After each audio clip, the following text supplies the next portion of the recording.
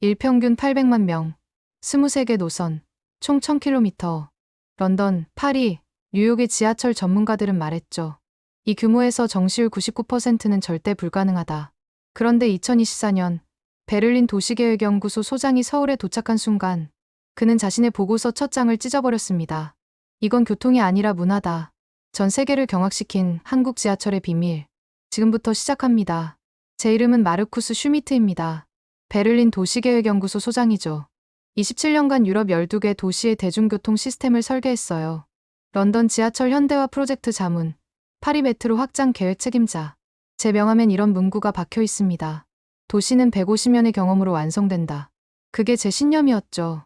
2024년 3월, 연구소에 한 통의 초청장이 도착했습니다. 발신 서울시 도시계획국.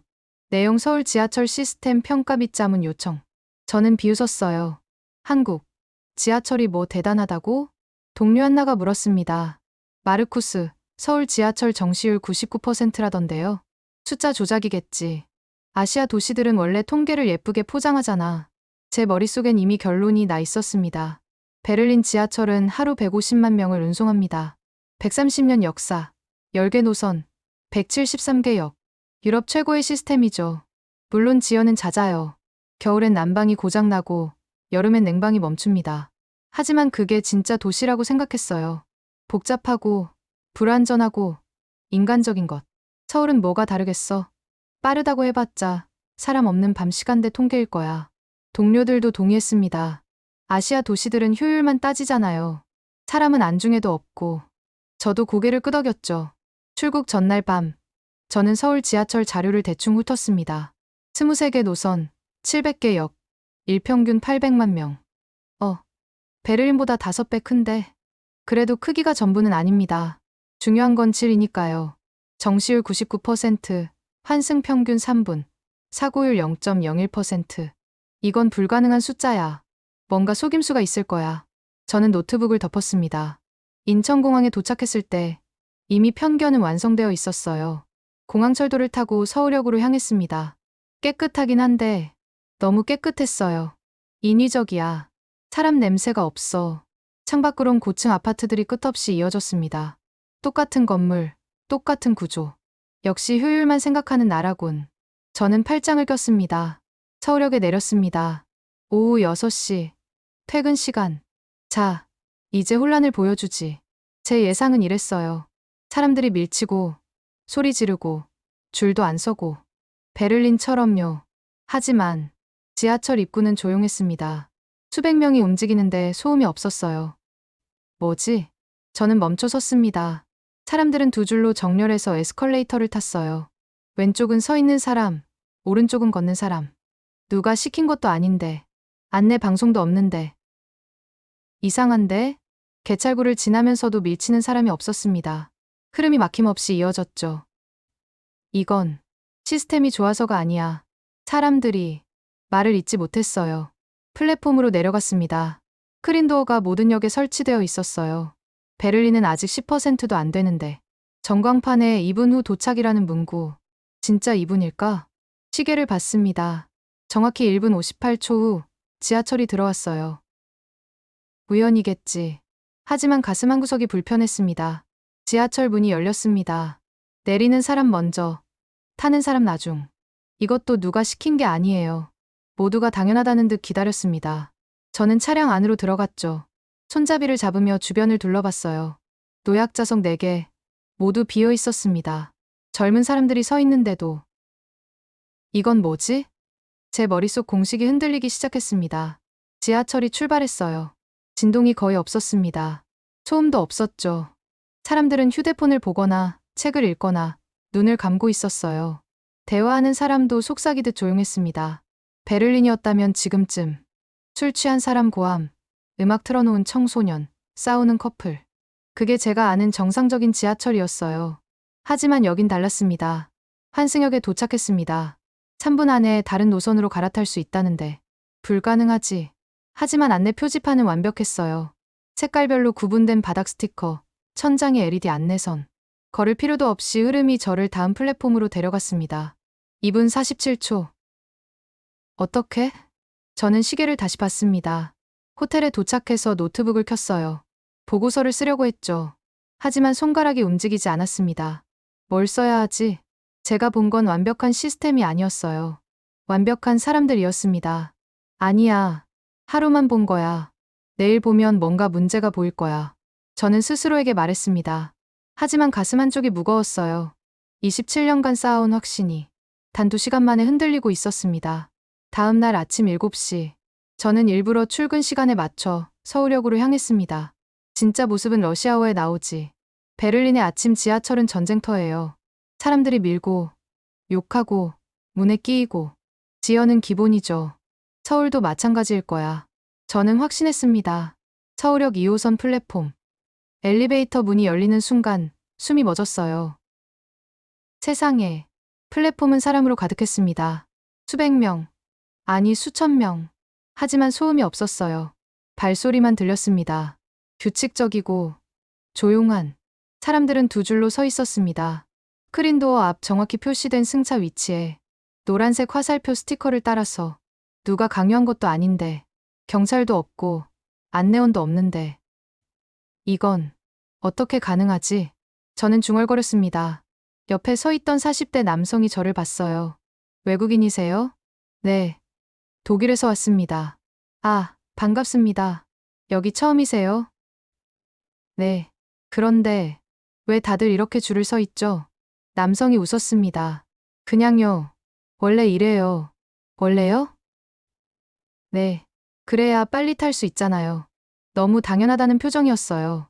2분 후 지하철이 도착했습니다. 문이 열렸어요. 사람들이 내렸습니다. 기다리는 사람들은 한 발짝도 움직이지 않았어요. 모든 승객이 내릴 때까지. 베를린이었다면 사람들은 문이 열리기 무섭게 밀고 들어갔을 겁니다. 내리는 사람과 부딪히고 소리 지르고. 하지만 여긴 달랐어요. 마지막 승객이 내렸습니다. 그제야 사람들이 움직이기 시작했어요. 한 줄씩 차례대로. 밀지 않고 소리 지르지 않고 단 30초 만에 모든 승객이 탑승했습니다. 효율이 이렇게 높다고? 저는 눈을 의심했습니다. 지하철 안. 10,000원이었어요. 사람과 사람 사이 간격이 10cm도 안 됐습니다. 하지만 싸움이 없었어요.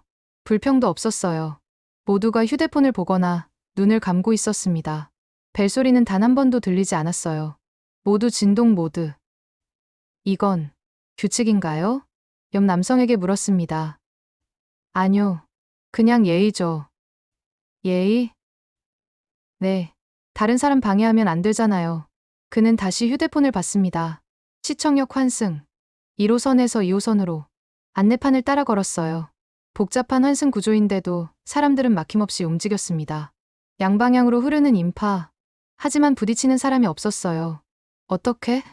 그때 깨달았습니다. 모두가 오른쪽으로 걷고 있었어요. 맞은편에서 오는 사람들도 오른쪽. 자연스럽게 두 줄이 만들어졌습니다. 에스컬레이터. 사람들은 자동으로 한쪽으로 섰어요. 왼쪽에는 서고 오른쪽은 비워뒀습니다.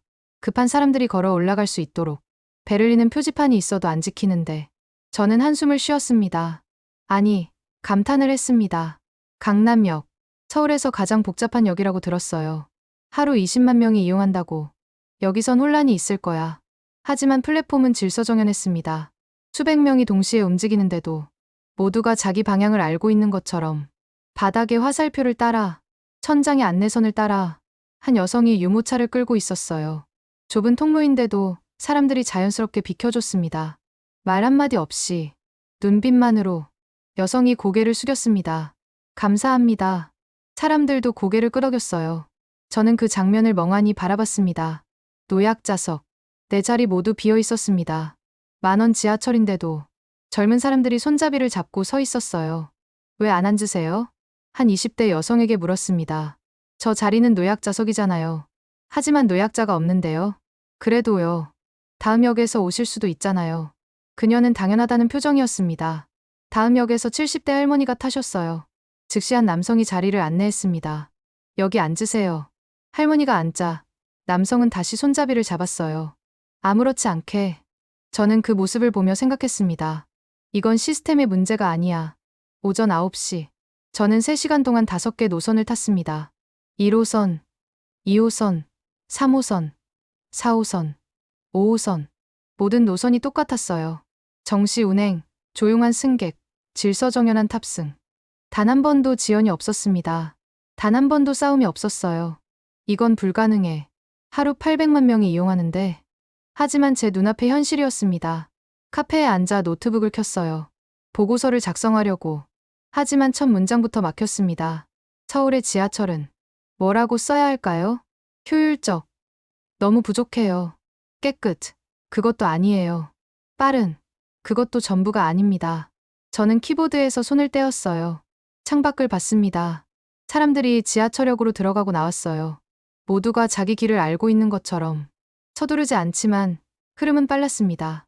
복잡하지만 혼란스럽지 않았어요. 이건 시스템이 아니야. 저는 중얼거렸습니다. 이건 문화다. 27년간 저는 착각했던 겁니다. 도시를 움직이는 건 설계라고. 노선도, 배차 간격, 환승 구조라고. 하지만 서울이 증명했어요. 도시를 움직이는 건 사람이라고. 그들의 배려와 질서라고. 휴대폰이 울렸습니다. 베를린 연구소의 한나였어요. 마르쿠스, 어때? 역시 과장이었지? 저는 잠시 말을 잇지 못했습니다. 한나, 왜? 무슨 일 있어? 내가 틀렸어. 뭐, 서울의 지하철은 우리가 상상한 것보다 훨씬 위에 있어. 전화기 너머로 침묵이 흘렀습니다. 저는 노트북을 닫았어요. 아직 보고서를 쓸 준비가 안 됐습니다. 더 봐야 했어요. 더 느껴야 했습니다. 이제 겨우 시작이야. 저는 자리에서 일어났습니다. 다시 지하철역으로 향하면서 가슴 한쪽이 뜨거워졌어요. 27년 만에 처음 느끼는 감정. 겸손함이었습니다. 넷째 날, 저는 의도적으로 복잡한 환승역들을 탐방하기로 했습니다. 시스템의 진짜 실력은 복잡한 곳에서 드러나니까. 첫 목적지는 고속터미널역, 3호선, 7호선, 9호선이 만나는 곳이에요. 베를린에는 이런 3개 노선 환승역이 없습니다. 여기서 혼란이 보일 거야. 오전 8시 30분. 고속터미널역 3호선 플랫폼. 지하철이 도착했어요. 문이 열리는 순간 음성 안내가 흘러나왔습니다. 7호선, 9호선 환승은 진행 방향 기준 앞쪽 계단을 이용해 주세요. 또박또박 명확했어요. 사람들은 내리자마자 방향을 알고 있었습니다. 저도 7호선으로 환승하려고 계단을 올라갔어요. 천장에 LED 안내선이 켜져 있었습니다. 주황색 선 7호선, 금색 선 9호선, 바닥에도 같은 색의 화살표. 이건 생맹인 사람은 어떡하지? 그때 봤습니다. 화살표마다 숫자가 박혀 있었어요. 7, 9, 점자 표시도 함께 7호선 플랫폼에 도착했습니다. 환승 시간 2분 41초. 3개 노선 환승역인데 3분도 안 걸려? 베를린의 2개 노선 환승은 평균 5분이에요. 여기는 3개인데 더 빠릅니다. 설계가 완전히 다르네. 플랫폼을 자세히 관찰했어요. 스크린도어 위에 전광판. 다음 열차 1분 30초 후 도착. 혼잡도 보통. 급행환행 표시. 혼잡도까지 알려준다고? 승객들은 혼잡도를 보고 플랫폼 위치를 조정했습니다. 덜 혼잡한 칸 쪽으로 자연스럽게 이동했어요. 스크린도어를 자세히 봤습니다. 투명 강화 유리, 센서, 비상 개방 버튼. 베를린은 아직 30%도 설치 안 됐어요. 예산 문제, 기술 문제, 노조 문제. 핑계는 많았죠. 하지만 서울은 2009년부터 모든 역에 설치했다고 합니다. 15년 전에 한 역무원에게 물었어요. 스크린도어 고장은 자주 나나요? 가끔요. 그래도 30분 안에 수리됩니다. 30분이요? 네. 그 이상 걸리면 열차 지연되니까요. 당연하다는 표정이었습니다. 베를린은 하루 이틀 걸리는데 9호선으로 갈아탔습니다. 급행 열차. 급행. 도심 지하철의 급행이? 베를린에는 없는 개념이에요. 모든 역에 정차하는 게 기본이니까. 하지만 9호선은 달랐습니다. 일반과 급행이 같은 선로를 공유했어요. 급행 열차가 들어왔습니다. 속도가 빨랐어요. 체감상 시속 80km는 되는 것 같았습니다. 하지만 흔들림이 없었어요. 소음도 최소한. 레일 상태가 엄청나게 좋네. 차량 내부도 깨끗했습니다. 낙서 하나 없이. 여의도역 통과. 급행이라 정차하지 않았어요. 하지만 플랫폼의 사람들은 짜증내지 않았습니다. 다들 알고 있으니까요. 다음 일반 열차가 2분 후 온다는 걸. 전광판에 명확히 표시돼 있으니까. 정보의 투명성. 저는 메모했습니다. 신논현역. 신분당선으로 환승했습니다. 강남에서 판교까지 가는 노선이에요. 플랫폼에 내려서 깜짝 놀랐습니다. 이게 지하철이야? 승강장이 완전히 밀폐돼 있었어요. 공항처럼. 스크린도어가 아니라 벽 자체가 유리였습니다. 냉난방이 완벽했어요. 여름인데도 시원했습니다. 이 정도 시설이면 비용이 엄청날 텐데. 신분당선 열차가 도착했습니다. 빨간색 유선형 디자인. 마치 고속열차 같았어요. 문이 열렸습니다. 내부는 더 충격적이었어요. 좌석이 전부 앞을 향하고 있었습니다. 지하철인데 기차처럼. 앉아서 주변을 봤어요. USB 충전 포트가 좌석마다 있었습니다. 와이파이 안내문. 전면 유리창으로 앞 터널이 보였어요. 이건 지하철이 아니라 프리미엄 통근 열차잖아. 하지만 요금은 일반 지하철과 비슷했습니다. 강남역으로 돌아왔습니다. 2호선 플랫폼. 오후 6시. 퇴근 시간. 이제 진짜 모습을 보겠지. 사람들이 쏟아져 나왔어요. 수백 명. 수천 명. 하지만 놀랍게도 혼란이 없었습니다. 사람들은 자동으로 두 줄로 나뉘어 걸었어요. 오른쪽으로. 맞은편에서 오는 사람들과 부딪히지 않게. 계단 앞에서도 밀지 않았습니다. 한 계단에 한 명씩. 리듬이 있었어요. 한 외국인 관광객이 헤매고 있었습니다. 지도를 보며 어디로 가야 할지 모르는 표정. 즉시 한 대학생이 다가갔어요. Can I help you?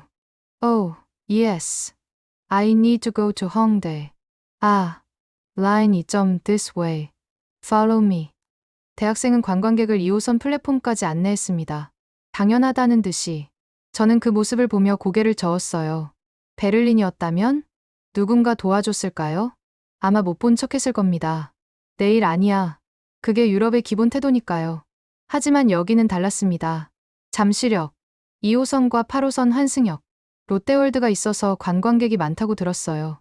플랫폼은 북적였습니다. 하지만 역시 질서는 유지됐어요. 한 할아버지가 휠체어를 타고 계셨습니다. 엘리베이터를 찾고 계시는 것 같았어요. 즉시 한 역무원이 다가갔습니다. 어디로 가세요? 8호선이요. 제가 안내해 드릴게요. 이쪽입니다. 역무원은 직접 휠체어를 밀며 엘리베이터까지 안내했어요. 엘리베이터 앞. 5명이 기다리고 있었습니다. 엘리베이터가 도착했어요. 모두가 비켜섰습니다. 먼저 타세요. 할아버지가 먼저 탑승했어요. 역무원도 함께. 나머지 사람들은 다음 엘리베이터를 기다렸습니다. 불평 한마디 없이. 저는 그 순간을 카메라에 담았습니다. 보고서에 쓸 거예요. 아니, 베를린 동료들에게 보여줄 겁니다. 이게 진짜 선진국이야. 시설이 아니라 사람이.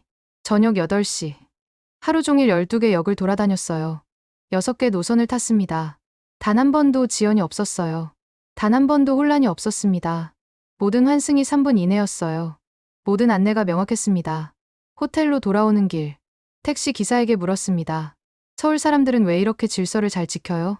기사님이 웃었어요. 질서요? 그냥 당연한 거 아닌가요? 당연하다고요? 네. 내가 불편하면 남도 불편하잖아요. 그래서 안 하는 거죠. 너무나 간단한 대답이었습니다. 노트북을 켰어요. 보고서 2번째 페이지. 제목을 적었습니다. System Culture SEO. 시스템만으로는 불가능해요. 문화만으로도 불가능합니다. 둘이 완벽하게 결합했을 때 서울이 만들어지는 겁니다. 휴대폰에 한나의 메시지가 왔어요. 마르쿠스, 정말 괜찮아? 내 보고서 어조가 이상해. 저는 답장을 보냈습니다.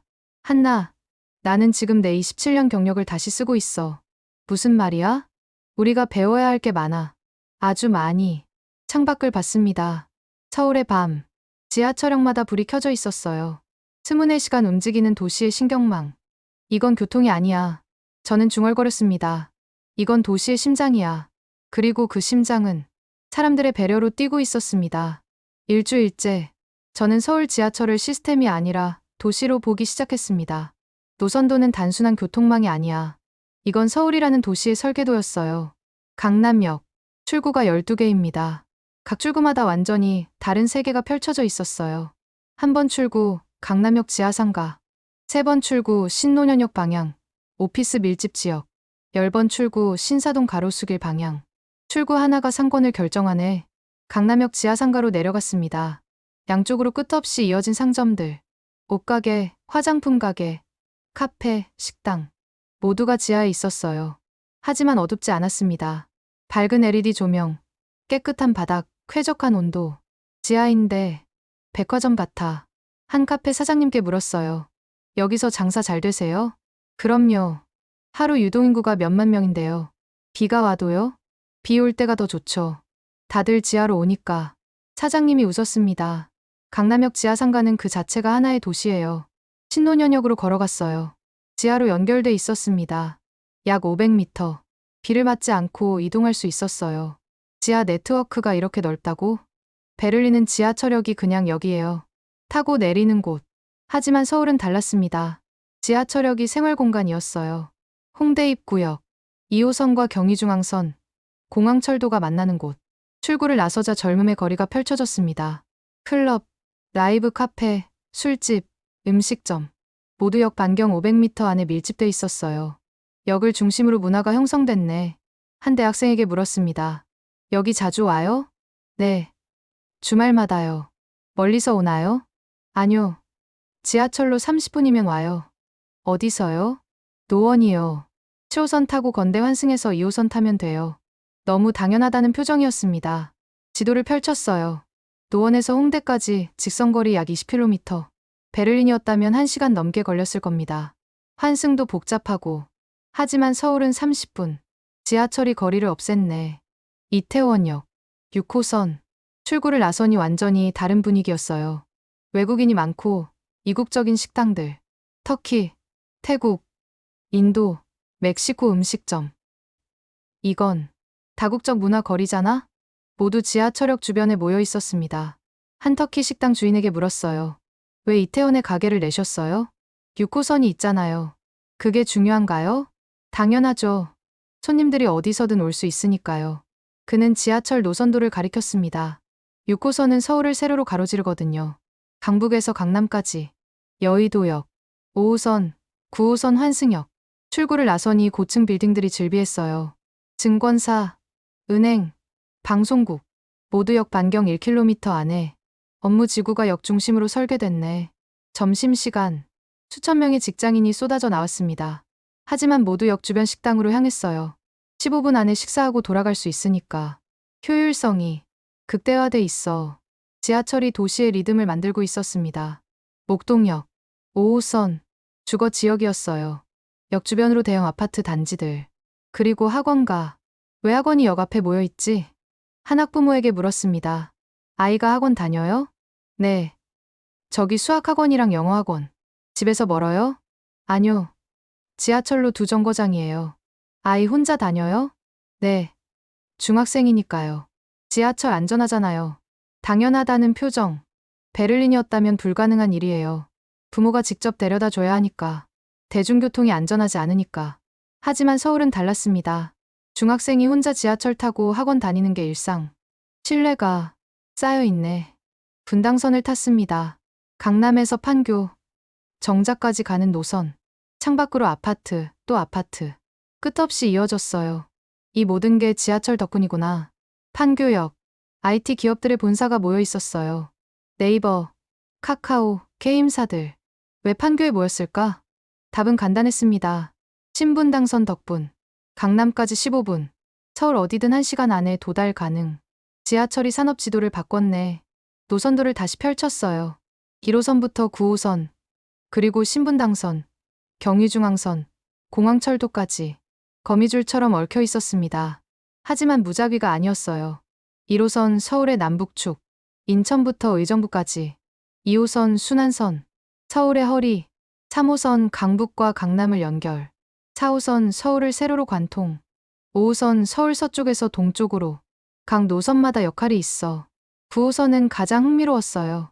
김포공항에서 강남까지. 급행 열차로 30분. 공항 접근성을 극대화했네. 출퇴근 시간엔 급행이 10분 간격. 일반은 5분 간격. 배차 계획이. 사람의 움직임을 계산했어. 퇴근 시간. 2호선 강남역. 사람들이 사방으로 흩어졌어요. 어떤 사람은 3호선으로 환승. 어떤 사람은 신분당선으로. 또 어떤 사람은 9호선으로. 모두가 자기 집으로 가는 길을 알고 있었어요. 이건 단순한 교통이 아니야. 노트북을 열었습니다. 지도 위에 지하철 노선을 겹쳐봤어요. 그리고 서울의 주요 상권, 주거지, 업무 지구를 표시했습니다. 완벽하게 일치했어요. 지하철역 중심으로 모든 게 설계돼 있었습니다. 역세권이 도시의 기준이구나. 베를린은 달랐어요. 도시가 먼저 있고 지하철이 나중에 깔렸습니다. 그래서 비효율적이에요. 여기 애매한 곳에 있고 상권과 동떨어져 있고. 하지만 서울은 반대였습니다. 지하철을 먼저 계획하고 도시를 그 위에 세웠어요. 한 도시계획 전문가를 만났습니다. 서울시청 소속이었어요. 서울의 지하철은 언제부터 계획됐나요? 1970년대부터요. 1호선이 시작이었죠. 그때부터 이렇게 체계적이었나요? 아니요. 처음엔 시행착오도 많았죠. 전문가가 자료를 보여줬어요. 50년 전 서울 지하철 계획도 처음엔 4개 노선만 계획했었어요. 그게 어떻게 23개 노선이 됐죠? 도시가 커졌으니까요. 그리고 사람들의 수요가 생겼고 수요가 노선을 만들었다.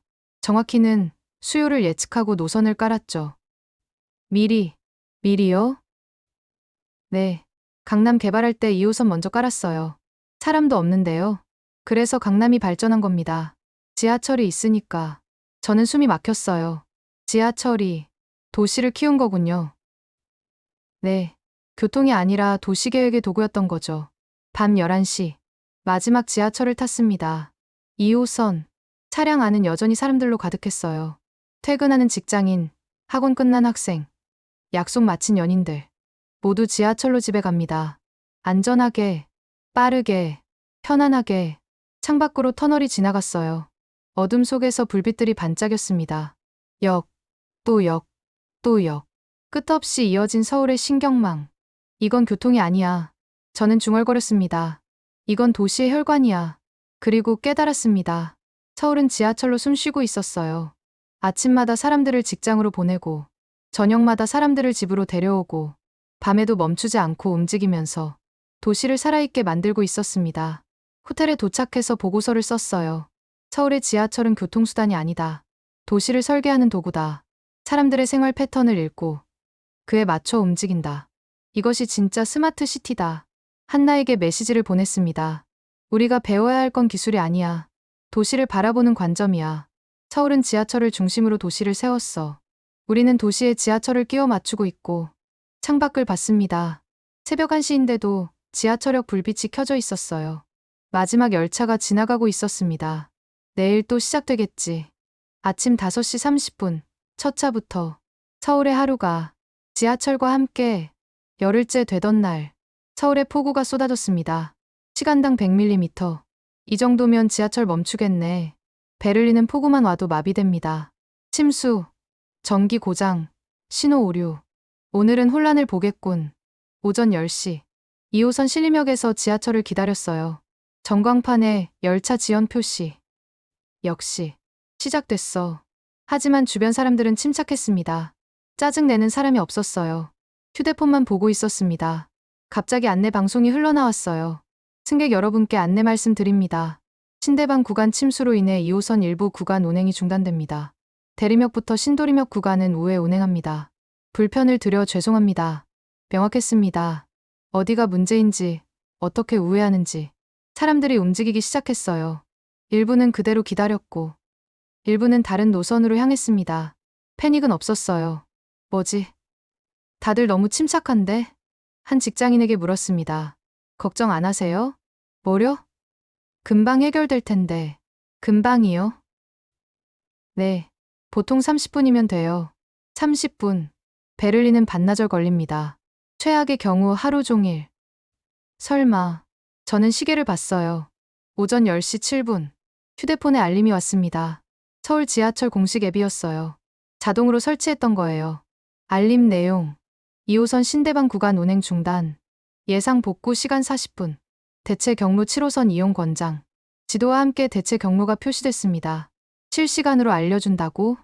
베를린은 공식 발표까지 1시간 걸려요. 그것도 막연하게.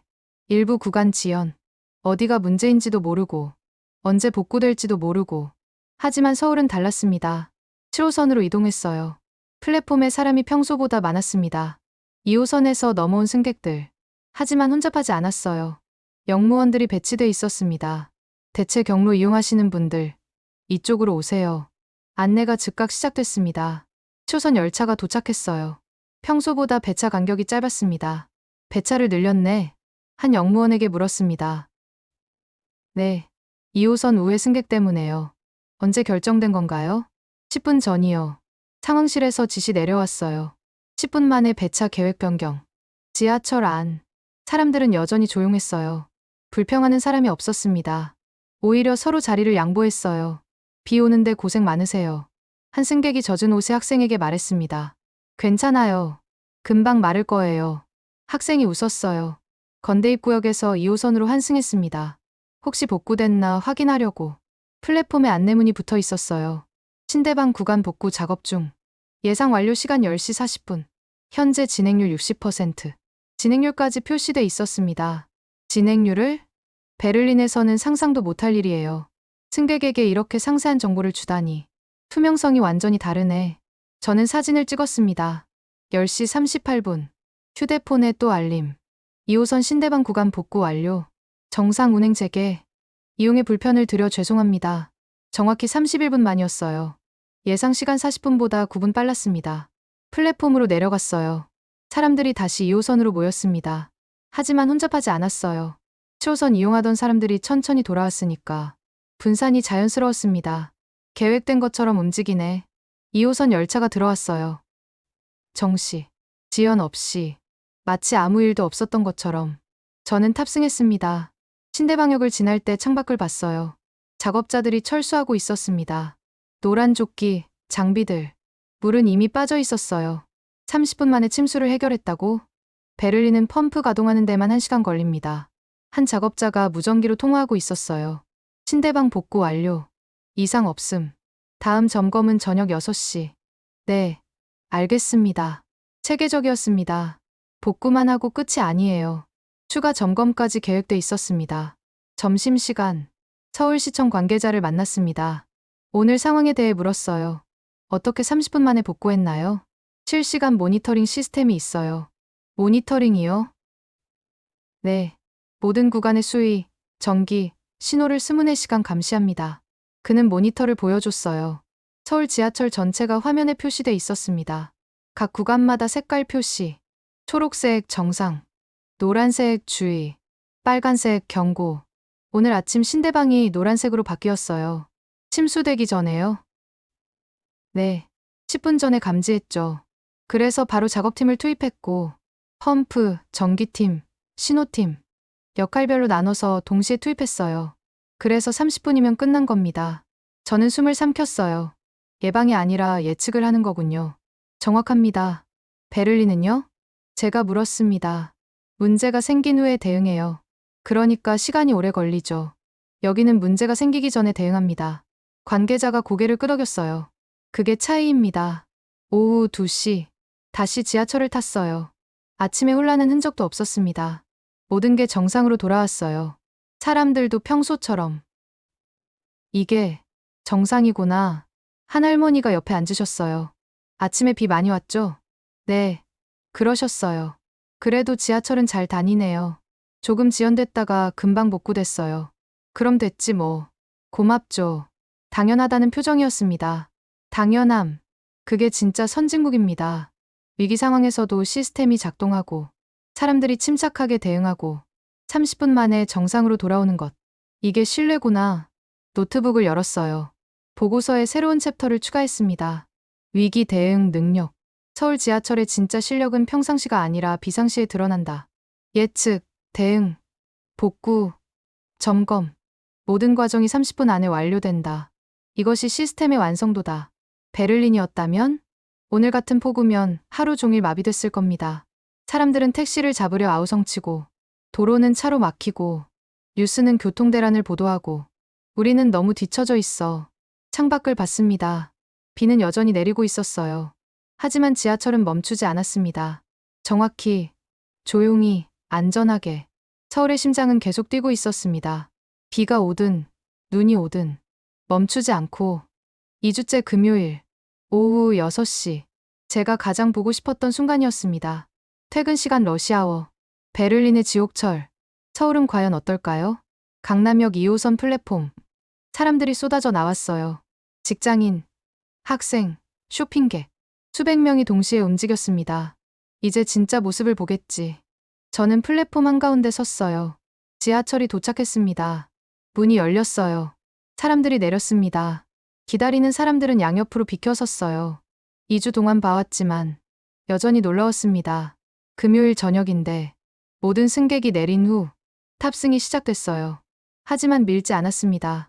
차례대로 한 명씩 문 앞이 가득 찼는데도 안쪽으로 들어가는 사람들, 안으로 들어가 주세요. 누가 시키지도 않았는데 스스로 움직였어요. 저도 탑승했습니다. 10,000원이었어요. 사람과 사람 사이 간격이 없었습니다. 숨 쉬기도 힘들 정도. 하지만 아무도 소리 지르지 않았어요. 짜증내지 않았습니다. 그냥 참고 있었어요. 옆에 30대 직장인이 서 있었습니다. 백팩을 앞으로 메고 있었어요. 왜 앞으로 메세요? 제가 물었습니다. 뒤로 메면 다른 사람한테 부딪히잖아요. 아, 좁으니까요. 이게 낫죠. 그는 웃었어요. 주변을 둘러봤습니다. 백팩을 앞으로 맨 사람이 수십 명. 모두 같은 이유였겠죠. 배려가 몸에 배어 있네. 베를린이었다면 백팩은 당연히 뒤에. 그래서 서로 부딪히고 싸우고 노약자석.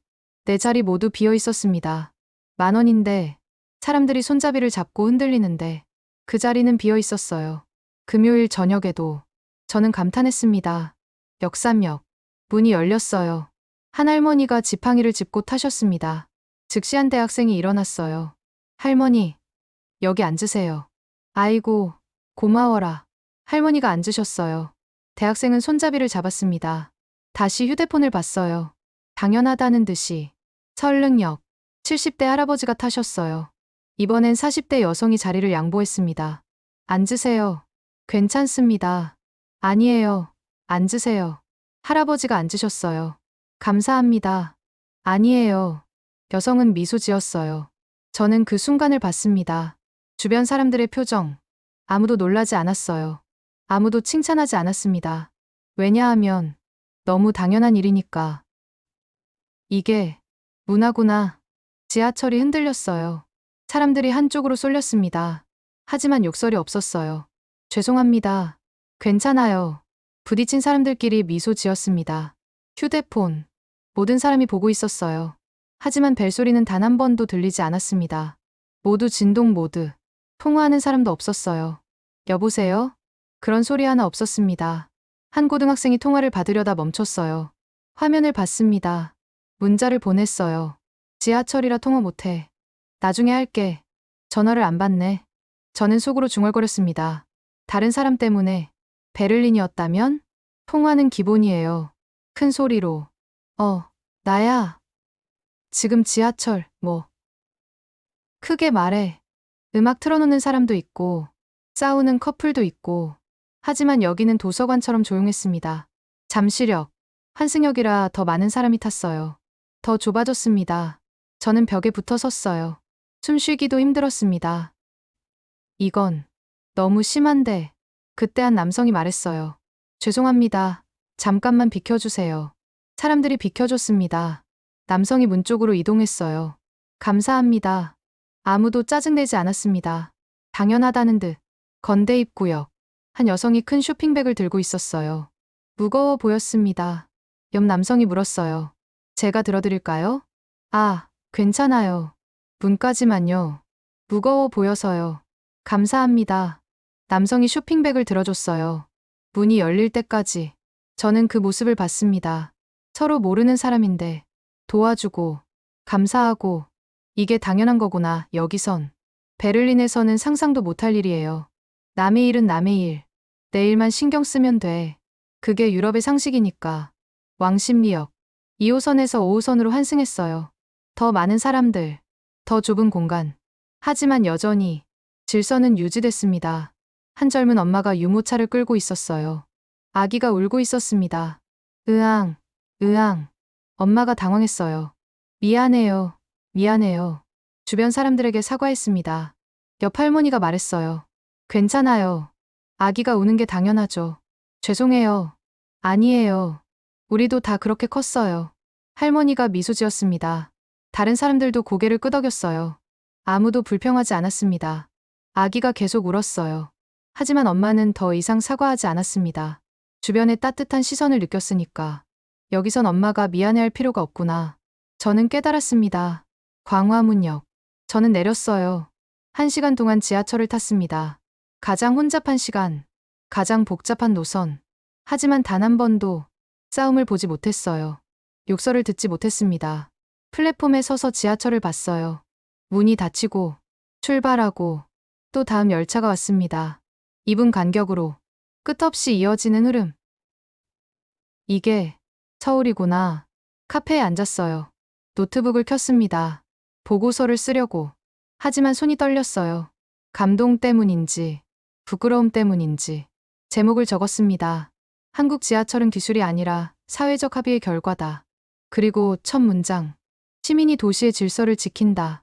베를린에서는 경찰이 질서를 지킵니다. CCTV가 감시하고, 벌금이 통제하고, 그래도 혼란스러워요. 하지만 서울은 달랐습니다. 시민 스스로 질서를 만들었어요. 27년 경력, 12개 도시 설계, 수백 개의 프로젝트. 하지만 오늘 저는 처음 배웠습니다. 진짜 선진국이 뭔지. 선진국은 높은 빌딩이 아니에요. 빠른 지하철도 아니고 깨끗한 거리도 아닙니다. 선진국은 사람입니다. 서로를 배려하는 사람들. 그 사람들이 만드는 문화. 휴대폰의 한나의 메시지. 마르쿠스, 보고서 언제 보내줄 거야? 저는 답장을 썼어요.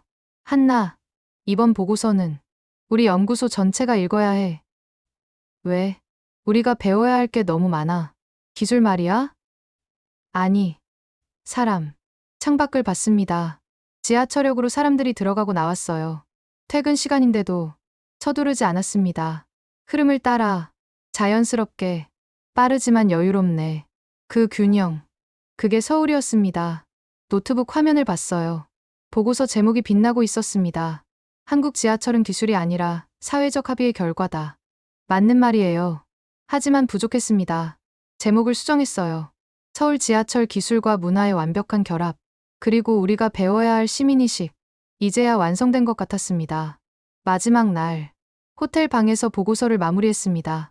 3주간의 기록. 사진 247장. 영상 82개. 메모 1450줄.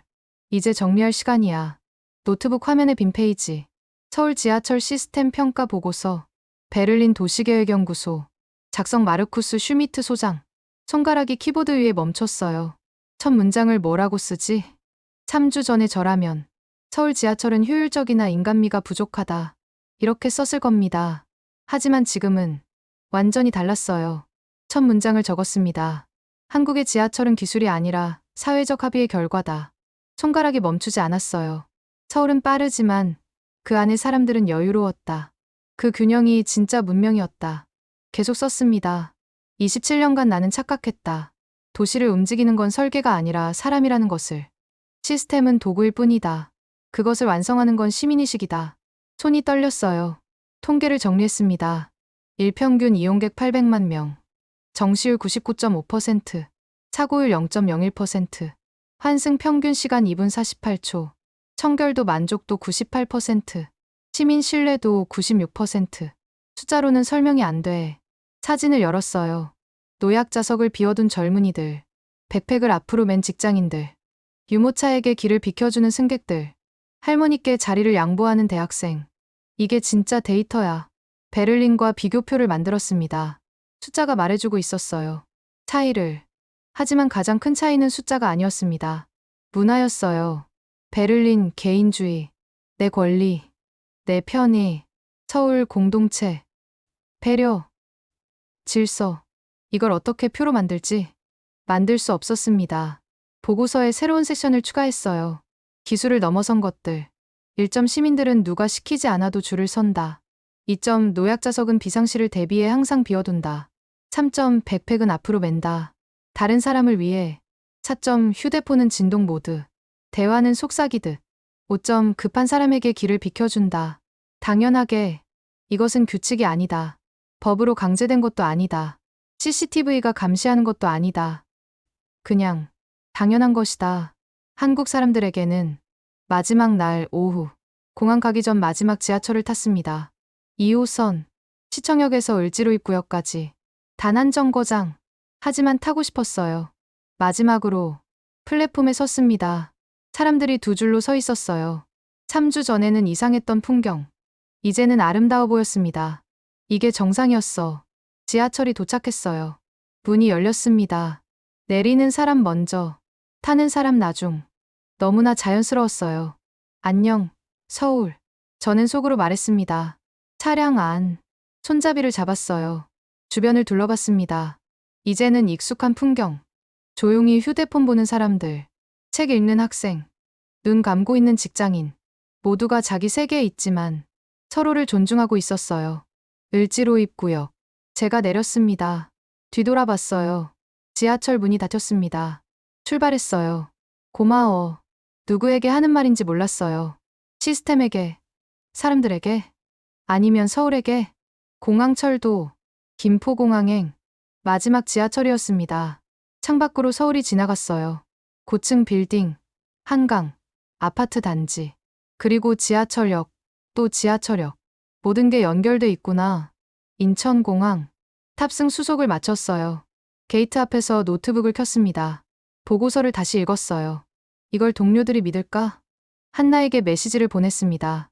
한나, 보고서 보냈어. 오케이. 근데 마르쿠스. 응? 너 진짜 괜찮아? 어조가 완전히 바뀌었어. 괜찮아. 아니, 괜찮지 않아. 뭐야? 내가 틀렸어. 완전히. 우리가 배워야 할 건 기술이 아니야. 크린도어, 배차 간격, 노선 설계. 그건 기본이야. 진짜는 사람이야. 시민들이 스스로 만드는 문화. 그게 서울을 완성했어. 한나의 답장. 그걸 베를린에 적용할 수 있을까? 저는 한참을 생각했어요. 그리고 답장을 보냈습니다. 어려울 거야. 아주 어려울 거야. 하지만 시도는 해야지. 안 그러면 우리는 50년 뒤에도 지금 그대로일 테니까. 탑승 안내 방송. 베를린행 LH 712편 탑승을 시작하겠습니다. 노트북을 닫았어요. 보고서는 완성됐습니다. 40페이지. 사진 87장 첨부. 영상 링크 23개. 첫 페이지를 다시 봤어요. 한국의 지하철은 기술이 아니라 사회적 합의의 결과다. 서울은 빠르지만 그 안에 사람들은 여유로웠다. 그 균형이 진짜 문명이었다. 우리가 배워야 할 것은 시스템이 아니라 문화다. 마지막 문장을 추가했습니다. 도시는 설계가 아니라 사람으로 완성된다. 그걸 한국의 지하철이 증명했다. 마르쿠스 슈미트, 베를린 도시계획연구소 소장. 2024년 4월 20일, 인천공항에서 저장 버튼을 눌렀어요. 이메일로 연구소 전체에 발송했습니다. 제목 서울 보고서 필독. 내용 우리가 잊고 있던 것들에 대하여. 비행기에 올랐습니다. 창문 좌석. 서울이 점점 작아졌어요. 하지만 마음속엔 더 크게 남았습니다. 언젠가 다시 올 거야. 배우기 위해. 아니, 배우려고 계속 노력하기 위해. 기내에서 노트를 꺼냈어요. 새로운 프로젝트 제목을 적었습니다. 베를린 지하철 혁신 계획. 서울에서 배운 것들.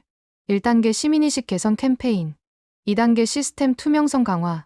3단계 비상대응 매뉴얼 개편. 쉽지 않을 거예요. 베를린 사람들을 설득하기. 왜 한국 따라해야 해? 우리는 우리 방식이 있어. 분명 이렇게 말할 겁니다. 하지만 저는 보여줄 거예요. 이 보고서를, 사진을, 영상을, 그리고 무엇보다 제 경험을.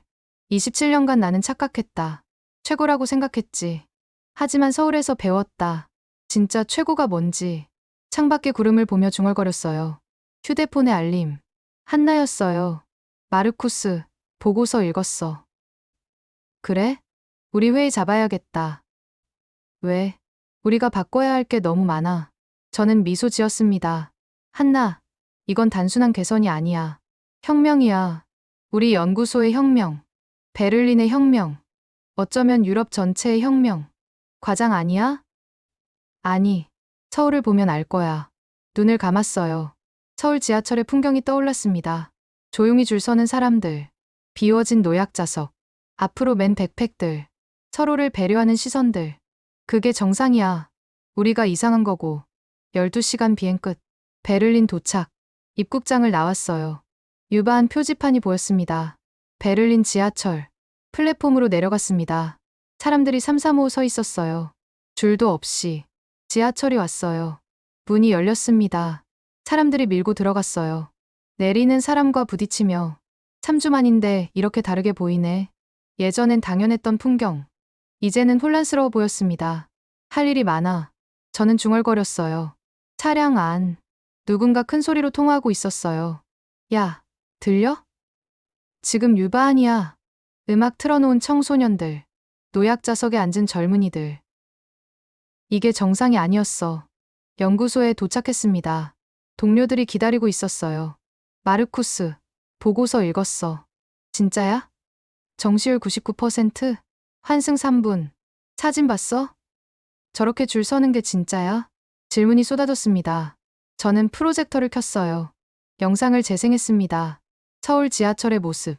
조용한 승객들. 질서정연한 탑승. 비워진 노약자석. 동료들이 입을 다물지 못했어요. 이건 믿기지 않는데 정말 매일 이래? 네, 제가 답했습니다. 매일 800만 명이 이렇게 움직입니다. 회의실이 조용해졌어요. 우리도 할 수 있을까? 한나가 물었습니다. 저는 잠시 생각했어요. 그리고 대답했습니다. 모르겠어요. 하지만 시도는 해야죠. 안 그러면 우리는 영원히 뒤처질 테니까. 그날 밤, 집으로 돌아왔어요. 책상에 앉아 노트북을 켰습니다. 보고서를 다시 열었어요. 첫 문장을 읽었습니다. 한국의 지하철은 기술이 아니라 사회적 합의의 결과다. 그리고 새로운 문서를 만들었어요. 제목 베를린, 서울에서 배우다. 부재 27년 경력 전문가의 고백. 이제 시작이야. 키워드를 두드리기 시작했습니다. 6개월 후, 베를린 도시계획연구소 대회의실. 유럽 12개국 교통 전문가 84명이 모였습니다. 주제 서울 지하철에서 배우는 도시의 미래. 발표자 저, 마르쿠스 슈미트. 크린의 사진 한 장. 서울 강남역 플랫폼. 두 줄로 질서정연하게 선 사람들. 이것이 서울의 일상입니다. 회의실이 술렁였어요. 저렇게 줄을 서다니. 누가 시킨 건가요? 아무도 안 시켰습니다. 다음 슬라이드. 만원 지하철 안의 노약자석. 네 자리 모두 비어 있었어요. 금요일 저녁 6시. 퇴근 시간입니다. 하지만 이 자리는 비어 있습니다. 왜일까요? 프랑스 전문가가 손을 들었어요. 법으로 강제하나요? 아닙니다. CCTV로 감시하나요? 런던 전문가의 질문. 아닙니다. 그럼 벌금이라도? 그것도 아닙니다. 회의실이 조용해졌어요. 그럼 왜? 저는 스크린을 가리켰습니다. 문화입니다. 사회적 합의입니다. 시민의식입니다. 한국 사람들에겐 당연한 것입니다. 침묵이 흘렀어요. 영상을 재생했습니다. 폭우가 내린 날. 신대방 구간 침수. 30분 만에 복구. 자동으로 전송된 대체 경로 안내. 증가된 배차 간격. 이것이 시스템입니다. 다음 영상. 할머니께 자리를 양보하는 대학생. 백팩을 앞으로 맨 직장인들. 유모차에게 길을 비켜주는 승객들. 통화 대신 문자를 보내는 고등학생. 이것이 문화입니다. 시스템만으로는 불가능합니다. 문화만으로도 불가능합니다. 둘이 결합했을 때 서울이 탄생하는 겁니다. 크린의 큰 글씨.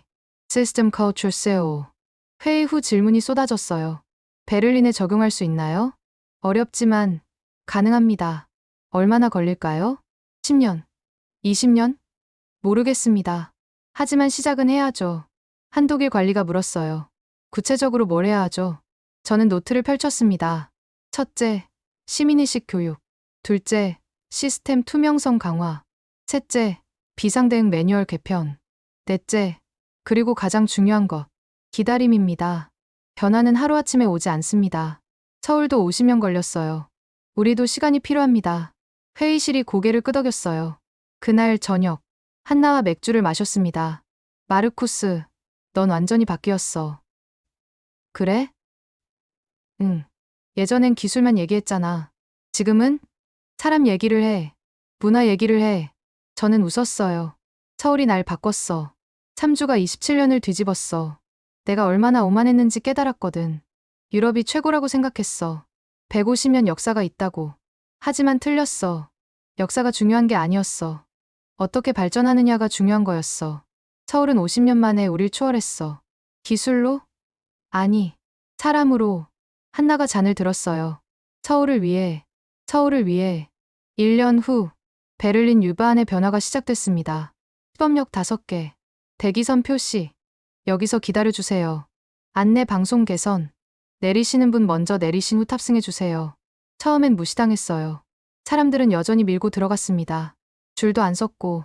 하지만 조금씩, 아주 조금씩, 변하기 시작했어요. 한 영무원이 매일 아침 외쳤습니다. 줄을 서주세요. 내리시는 분 먼저. 처음엔 혼자였어요. 한 달 후, 승객 몇 명이 동참했습니다. 3개월 후, 절반이 줄을 섰어요. 6개월 후, 대부분이 질서를 지켰습니다. 작은 변화였지만 의미 있는 변화였어요. 시작이야. 저는 중얼거렸습니다. 50년 걸릴 수도 있어. 하지만 시작은 했어. 서울시청에서 이메일이 왔어요. 마르쿠스 소장님, 베를린의 변화 소식 들었습니다.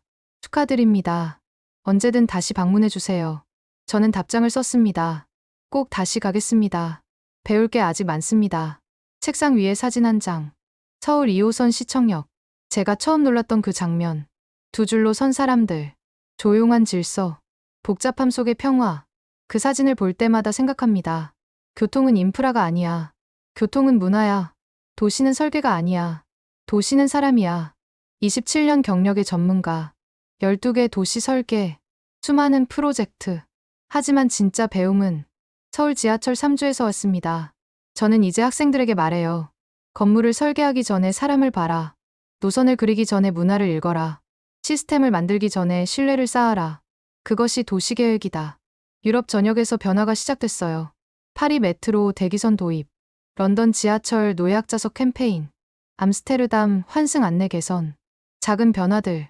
하지만 시작이었습니다. 2년 후 국제도시교통 컨퍼런스. 서울에서 열렸어요.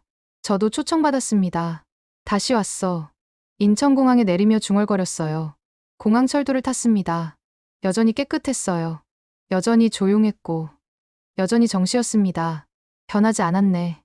아니, 변하지 않은 게 아니었어요. 더 발전했습니다. 강남역. 2년 만에 방문. 플랫폼에 섰어요. 사람들이 두 줄로 서 있었습니다. 눈물이 날 것 같았어요. 이게 정상이야. 이게 당연한 거야. 컨퍼런스에서 발표했습니다. 유럽이 서울에서 배운 것들. 청중 500명. 세계 각국 전문가들. 우리는 교통을 인프라라고 불렀습니다. 하지만 한국은 교통을 문화로 완성했습니다.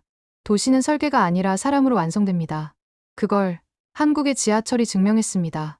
그리고 그걸 저는 3주 만에 배웠습니다. 27년 경력보다 더 값진 3주였습니다. 박수가 터졌어요. 발표 후 한 한국 학생이 다가왔어요. 교수님, 질문 있어요. 네, 말씀하세요. 우리 지하철이 그렇게 특별한가요? 저희는 그냥 당연한 건데. 저는 미소 지었습니다. 그게 바로 특별한 거예요. 당연하다고 느끼는 것. 그게 문화가 완성됐다는 증거죠. 계속 지켜주세요. 이 당연함을. 학생이 고개를 끄덕였어요. 마지막 날 저녁. 2호선을 탔습니다. 창밖으로 서울이 지나갔어요. 2년 전과 똑같았습니다. 하지만 제 눈엔 다르게 보였어요. 더 아름답게, 더 의미 있게. 감사합니다, 서울. 속으로 말했어요. 당신이 저를 가르쳐 줬어요. 진짜 선진국이 뭔지, 진짜 문명이 뭔지. 베를린으로 돌아가는 비행기. 창밖으로 서울의 야경. 무수한 불빛들. 그 불빛 아래 지하철이 움직이고 있었어요. 800만 명을 싣고 24시간 쉬지 않고 도시의 심장처럼. 노트북을 열었어요. 새로운 프로젝트. 제목 The Seal Way. 부제 도시를 바꾸는 문화의 힘. 이야기는 끝나지 않았어. 이제 시작이야. 키워드를 두드리기 시작했습니다. 도시는 건물이 아니다. 도시는 사람이다. 시스템은 도구다. 그것을 완성하는 건 문화다. 서울이 그것을 증명했다. 이제 세계가 배울 차례다. 창밖의 구름. 그 너머 별들. 저는 생각했어요. 세계 곳곳의 도시들. 언젠가 모두 서울처럼 될 수 있을까? 쉽지 않을 겁니다. 50년 걸릴 수도 있어요. 100년 걸릴지도. 하지만 가능합니다. 서울이 보여줬으니까. 사람이 바뀌면 도시가 바뀐다. 27년 전문가에서 3주 학생으로, 그리고 이제 평생 배우는 사람으로. 서울이 제게 준 선물. 겸손함이었습니다. 우리는 교통을 인프라라 부른다. 하지만 한국은 교통을 문화로 완성했다. 도시는 설계가 아니라 사람으로 완성된다. 그걸 한국의 지하철이 증명했다. 그리고 저는 배웠습니다. 진짜 선진국은 가장 빠른 나라가 아니라 가장 배려하는 나라라는 것을. 가장 높은 빌딩이 아니라 가장 따뜻한 마음이라는 것을. 서울, 당신의 지하철은 단순한 교통수단이 아니었습니다. 도시의 심장이었고 문화의 증명이었고 인류의 희망이었습니다. 감사합니다. 가르침을 주셔서, 그리고 깨우쳐 주셔서 창밖의 별에게, 아니, 서울에게 인사를 전했습니다.